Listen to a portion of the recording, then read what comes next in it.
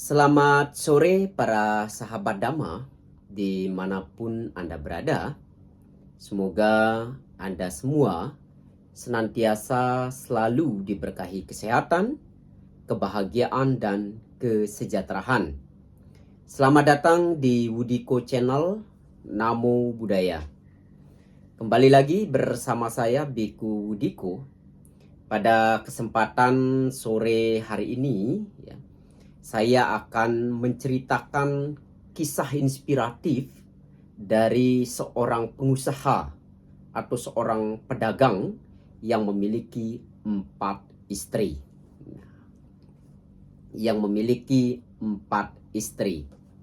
Namun cerita tentang istri ini, para sahabat Dhamma, jangan salah tafsir dulu ya. Di sini yaitu hanya sebuah perumpamaan ya, tentang 4 istri ini hanya sebuah perumpamaan. Jadi para kaum lelaki jangan GR dulu ya. Wah, ini enak kali ini punya 4 istri ini. Tidak seperti itu ya. Ini hanya sebuah perumpamaan ya. Jadi untuk itulah para sahabat Dhamma dimanapun Anda berada, saya mengharapkan kepada Anda semua untuk menonton atau mendengarkan cerita ini sampai tuntas, sampai selesai. Sehingga nanti kalau Anda menonton atau mendengarkan cerita ini dengan tuntas, yaitu mendengarnya sampai selesai, Anda akan mendapatkan nilai penting yang bisa dipraktekkan, nilai penting yang bisa diamalkan di dalam kehidupan sehari-hari. Untuk itulah saya berharap kepada para sahabat Dhamma untuk mendengarkan dan menonton sampai selesai. Baiklah para sahabat Wudiko Channel, mari dengar dan simak dengan seksama cerita yang saya sampaikan ini. Nah, pada zaman dulu atau dahulu kala, ada seorang pedagang kaya raya yang memiliki 4 istri. Dia paling mencintai istri keempatnya. Ya tentu ya, karena istri keempat ini yang paling muda, yang paling belia, umurnya masih muda lah. Dan memanjakan dengan berbagai fasilitas hidup yang mewah. Ya. Pokoknya istri yang keempat ini dimanjakan dengan berbagai fasilitas hidup yang sangat mewah. Dan dia pun ya, pedagang ini atau pengusaha ini sangat memberikan perhatian penuh terhadap istri keempatnya ini, dan selalu memberikan yang terbaik untuk istri keempatnya ini.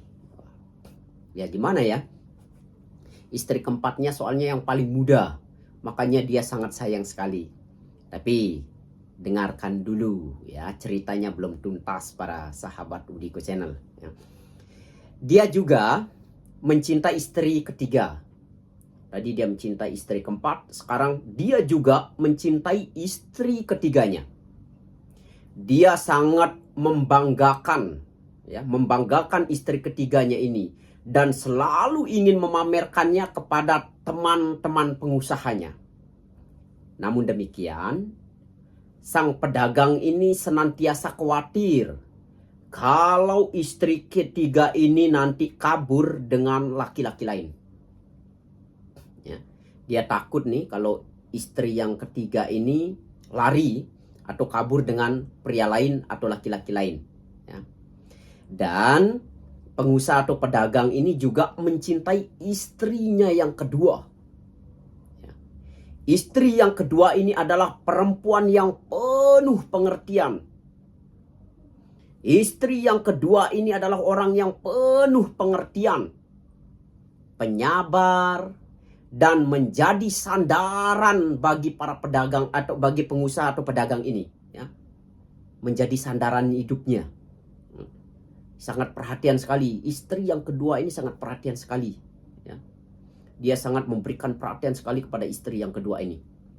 Nah, bila mana sang pedagang menghadapi masalah, ya, jika si pedagang atau pengusaha ini menghadapi satu masalah, istri kedua ini selalu datang dan membantunya memberikan jalan keluar atau solusi dari masalah yang dihadapi oleh si pengusaha atau pedagang ini.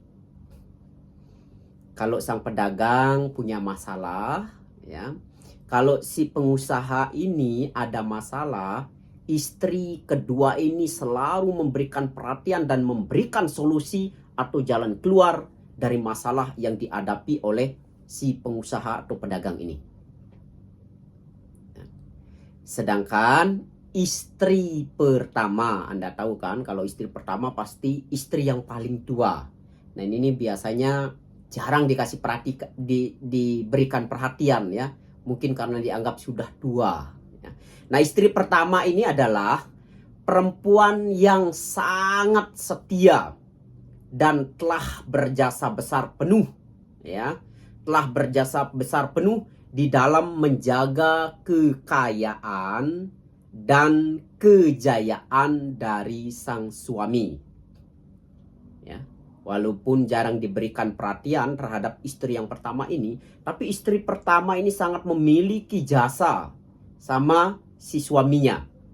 Ia bahkan sangat menjaga kekayaan dan kejayaan dari suaminya, serta mengurus rumah tangga dengan baik. Namun demikian, sang pedagang kurang mencintai istri pertamanya ini dan jarang sekali memberikan perhatian terhadap istri pertamanya ini. Jarang sekali memberikan perhatian. Mungkin bahasa umumnya sudah tua kali ya. Tapi bukan begitu juga. Makanya para sahabat Wudiko Channel ikuti ya ceritanya sampai selesai, baru nanti bisa paham dengan isi ceritanya ini. Baiklah para sahabat dimanapun Anda berada, saya akan lanjut kembali ya. Maka pada suatu hari ya, pada suatu waktu si pedagang ini jatuh sakit. Ya, yang namanya manusia ya, sekuat apapun, sekaya apapun, suatu saat pasti akan mengalami yang namanya sakit. Nah, begitu juga si pengusaha atau pedagang ini, dia mengalami sakit. Dan tak berapa lama dia menyadari bahwa dia akan segera meninggal dunia. Ia tahu bahwa ajalnya itu sudah dekat. Dia teringat kehidupan mewah yang telah dijalaninya dan merenung. Di sini aku mempunyai 4 istri yang mencintaiku. Tapi kalau aku mati, ini kata si pedagang atau pengusaha ini, aku akan sendirian. Aku akan kesepian. Maka dia berpikir untuk memanggil istri-istrinya ini untuk memberitahu mereka. Ya, karena dia sudah dekat dengan kematian. Dia lalu memanggil istri yang paling muda. Istri yang paling muda itu siapa? Para sahabat Wudiko Channel? Tentunya istri yang keempat. Maka dipanggillah istri yang paling muda ini atau istri yang keempat ini. Lalu si pedagang ini mengatakan, "Aku paling mencintaimu, melimpahimu dengan busana terbaik. Pakaian terbaik apapun yang kamu minta saya berikan. Dan mencurahkan perhatian besar kepadamu. Sebentar lagi aku akan mati," kata si pedagang atau pengusaha ini atau suaminya ini. "Maukah kamu pergi bersamaku?" Lalu apa jawaban dari istri muda ini? "Mana bisa. Ya, Tidak mungkinlah. Saya kan masih muda. Bisa masih cari suami lagi. Ini tukas istri keempat sambil bergegas meninggalkannya. Jawaban yang diberikan oleh istri keempat ini laksana pisau yang tajam menusuk hati dari sang pedagang atau pengusaha ini. Dia merasakan seperti pisau yang sangat tajam menusuk hatinya. Pedagang yang kecewa itu lalu memanggil dan bertanya kepada istri yang ketiga. Sekarang giliran istri yang ketiga yang dipanggil ke dalam rumah. Sang pedagang mengatakan, "Aku mencintaimu dengan segenap hatiku. Tapi aku akan mati. Maukah kamu mati bersamaku?" Lalu apa jawaban istri yang ketiga ini? "Enak aja, saya kok diajak mati. Mending saya nikah lagi," kata istri ketiga ini. "Hidup ini begitu nikmat," kata istri yang ketiga ini. "Ngapain saya harus ikut mati? Aku akan menikah lagi," kata istri yang ketiga ini. Mendengar jawaban ini, hati sang pedagang pun sangat runtuh dan sangat kecewa sekali. Ia merasa sakit hati dengan ucapan istri yang ketiga ini. Istri yang ketiga ini pun pergi meninggalkannya. Kemudian dengan sedih dia bertanya dan memanggil istri yang kedua ini. Sang pedagang atau suaminya ini mengatakan, "Aku selalu berpaling kepadamu dan kamu selalu menolongku. Sekarang aku butuh pertolonganmu lagi. Sekarang aku butuh pertolonganmu lagi. Kalau aku mati, maukah kamu pergi bersamaku?" Ini kata si suaminya ini menyampaikan perasaannya kepada istrinya yang kedua ini. Lalu apa jawaban istri kedua ini? "Maaf sayang. Maaf sayang. Kali ini aku tidak sanggup menolongmu," jawab istri yang kedua ini.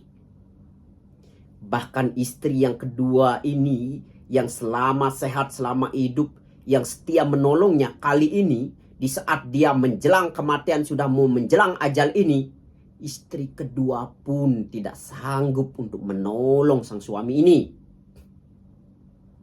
Lalu istri kedua mengatakan, "Wahai suamiku, paling banter, aku hanya bisa mengantarmu sampai ke tempat pemakaman dan mengurus semuanya." Mendengar jawaban dari istri kedua ini dengan kata-kata demikian, jawaban ini bagaikan halilintar dan membuat hati sang pedagang remuk redam batinnya. Membuat suaminya terkejut luar biasa. Ia tidak bisa membayangkan waktu dia sehat begitu setia menolongnya. Tapi di saat menjelang akhir atau menjelang ajal ini, istri kedua ini mengatakan, "Aku hanya akan mampu mengantarmu sampai tempat pemakaman, sampai tempat penguburan dan bisa mengurus semuanya." Jawaban ini membuat sang suami bagaikan disambar halilintar. Perasaannya begitu menderita. Di saat itu juga tiba-tiba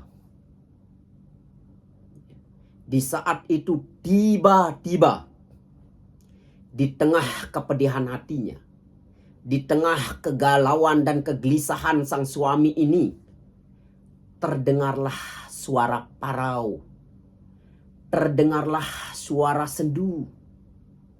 "Jangan khawatir sayangku, Aku akan ikut kemanapun kamu pergi. Sang pedagang ini membuka mata dan tampaklah olehnya paras istri pertamanya ini yang mengatakan, kemanapun kamu pergi aku akan mengikutimu. Ini adalah istri pertamanya. Istri yang waktu sehat tidak pernah diberikan perhatian, kurang sekali diberikan kasih sayang. Tetapi apa yang terjadi para sahabat Udiko Channel? Ia sangat setia menemani istrinya ini. Ketika dia membuka matanya, ia melihat istri pertamanya ini. Ia begitu kurus, lemah, dan tampak kurang gizi. Sang pedagang jadi sangat terenyuh batinnya, sangat tersentuh hatinya, dan meratap lirih. Aku seharusnya memperhatikanmu selagi aku bisa. Ia mengatakan, si pedagang ini mengatakan, mestinya aku harus memperhatikanmu selagi aku bisa. Namun apa yang terjadi para sahabat Udiko Channel? Nasi sudah menjadi bubur. Tidak bisa. Nah, nilai moral atau pesan moral yang terdapat di dalam kisah tentang pedagang yang memiliki 4 istri ini adalah betapa lucunya hidup ini. Mengapa saya mengatakan betapa lucunya hidup ini? Dan betapa bodoh dan kasihan orang yang menjalani hidup ini dengan mata yang dibutakan. Maksudnya mata batin yang dibutakan, ya, bukan mata fisik ini. Kadangkala tanpa kita sadari, kedudukan dan kekayaan membutakan moral yang dimiliki oleh seseorang. Ia dengan mudahnya, dengan loba atau keserakahan dan tanha atau hawa nafsu, hanya karena usia muda dan wajah cantik, seorang pria yang kaya raya terbuai, bahkan melekati hal itu semua.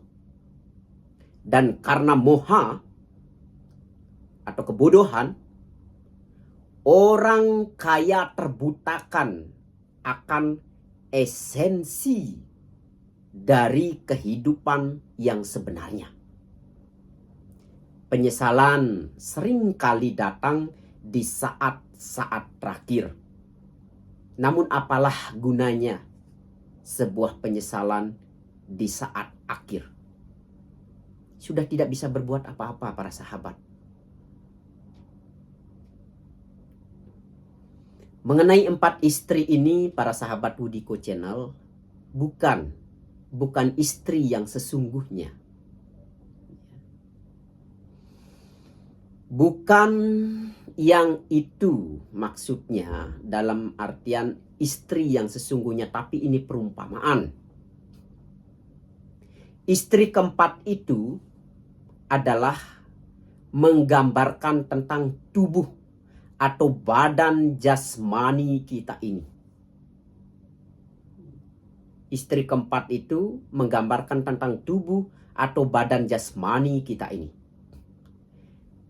Tak peduli seberapa lama dan seberapa besar usaha kita untuk merupakan atau mendandani tubuh kita ini, tubuh tidak akan pergi bersama kita ketika kita mati.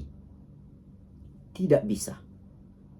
Tubuh atau fisik ini hanya sampai di tempat pemakaman, atau dia hanya sampai di tempat perkuburan atau tempat kremasi. batin tidak bisa diikuti. Fisik atau badan jasmani ini tidak akan mampu mengikuti kesadaran kita setelah mati. Dia akan terpisah.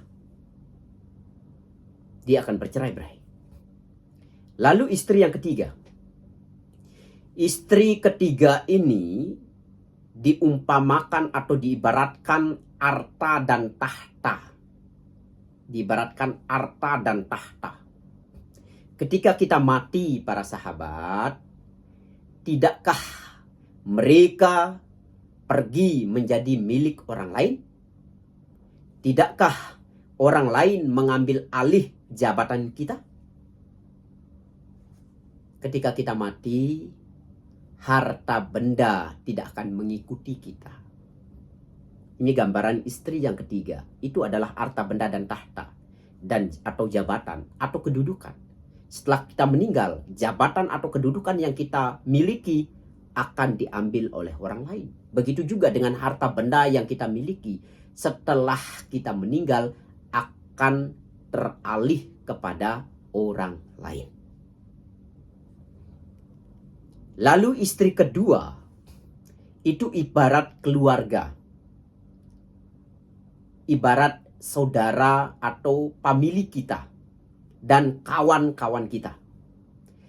Tak peduli betapa baik mereka di saat kita hidup, sebesar apapun kepedulian mereka di saat hidup, paling banter sanak keluarga kita, famili kita, para sahabat kita, para saudara kita, mereka hanya bisa mengantarkan kita sampai tempat pemakaman. Mereka hanya bisa mengantarkan kita sampai tempat kremasi. Itulah gambaran dari istri yang kedua. Lalu siapakah istri pertama ini? Istri pertama ini dalam analoginya itu diibaratkan sebagai kesadaran, sebagai batin kita, akhlak kita, perbuatan kita, atau kama yang kita lakukan selama hidup. Dan ini sering kali kita abaikan sewaktu kita masih sehat. Sepanjang waktu dalam pengejaran kesenangan materi dan indrawi, padahal justru keadaan dan akhlak inilah atau kesadaran atau batin inilah yang merupakan satu-satunya hal yang bersama kita kemanapun kita pergi, termasuk kita meninggal.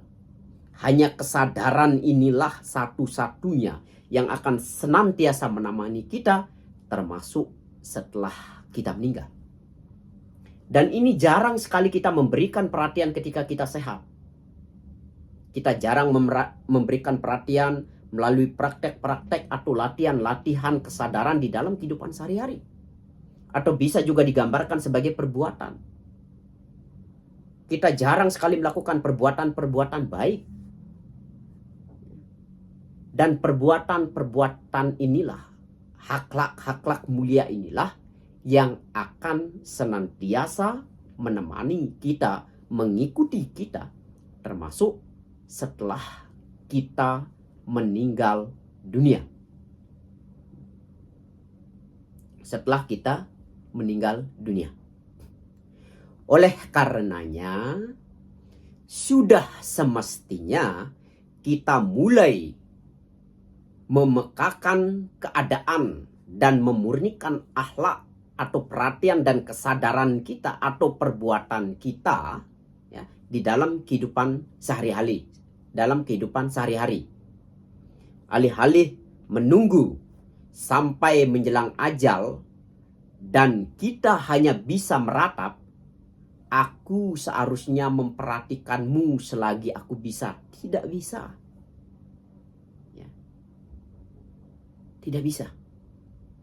Maka selagi kita memiliki kesehatan secara fisik ini dan memiliki kesehatan secara mental atau batin, maka pekakanlah batin atau pikiran ini senantiasa untuk melakukan hal-hal baik. Karena kebajikan yang kita latih inilah yang akan mengikuti kita.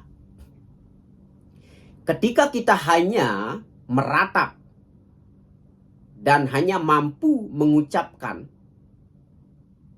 atau yang kita pikirkan menjelang ajal, kita seharusnya malu pada diri kita sendiri.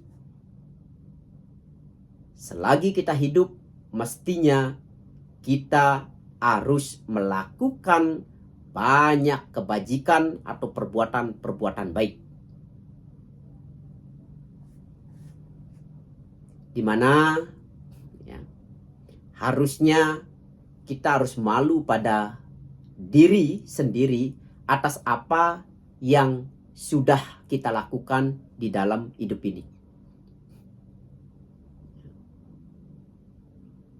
Anda sama saja ya, atau kita sama saja seperti orang buta yang tidak tahu apa-apa, tak tahu arti hidup yang sebenarnya. Tapi sayangnya, orang yang memang buta, entah dari lahir atau karena kondisi tertentu, masih bisa memiliki hidup yang jauh lebih baik, terutama semangat yang jauh lebih besar dari orang yang hanya mau mengejar kesenangan duniawi.